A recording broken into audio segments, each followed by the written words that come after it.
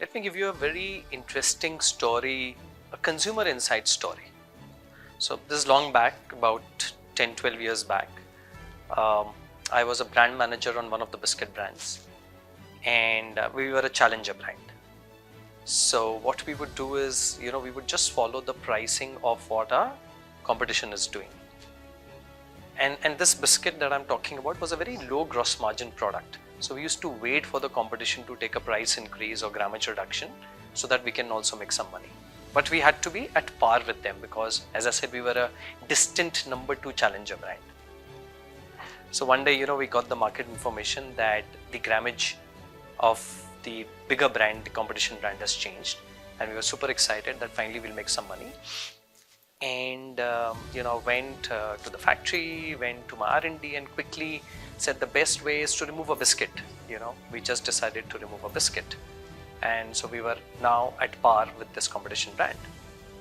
Interesting part now starts. So this brand was very large in UP. The competition brand made a change, say in March, and when we read their sales, it was the same in terms of value.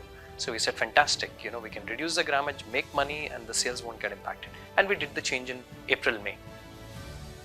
20 days, my sales crashed by 40%. And now we are stuck. Yaar, aisa kya ho gaya ki, the competition, the bigger competition has changed the grammage, nothing has changed, and it's changed for us, and our sales kept crashing down. As a brand manager, I went to UP to understand what has gone wrong. We tasted the products were the same. My product was the same as it was earlier, the competition product was the same as it was earlier, and we are wondering what has gone wrong. So we consumer group kiya. We got this was a kids brand, more consumed by the kids, so the customer or the buyer, the purchaser was the mom, and we sat down. What has gone wrong? And we had all the theories, the product has changed, they've made the product better, they've increased their distribution, but nothing of that sort of happened. Now please understand, what we did is we were told that they've reduced grammage and we changed it, thinking that we've done the right thing. The interesting part was, competition had not reduced the number of the biscuits. So अगर वो 5 रुपए में 8 biscuit बेच रहे थे, अभी भी they were giving lower grammage but same number of biscuit. उन्होंने बिस्किट का साइज छोटा कर दिया. Insight ये थी, when we started talking to the mothers, they said, आपके बिस्किट ने हमारे घर में लड़ाई करा दी है. And we said, what? लड़ाई करा दी है? They said, आपने बिस्किट 7 कर दिए हैं. You've given us an odd number of biscuit. I have 2 kids, like most of the typical Indian households have, right? So what they used to do is, the kids come in the evening, they would divide 5 biscuits. The even number of biscuits were getting divided. Now that's an odd number biscuit in the pack.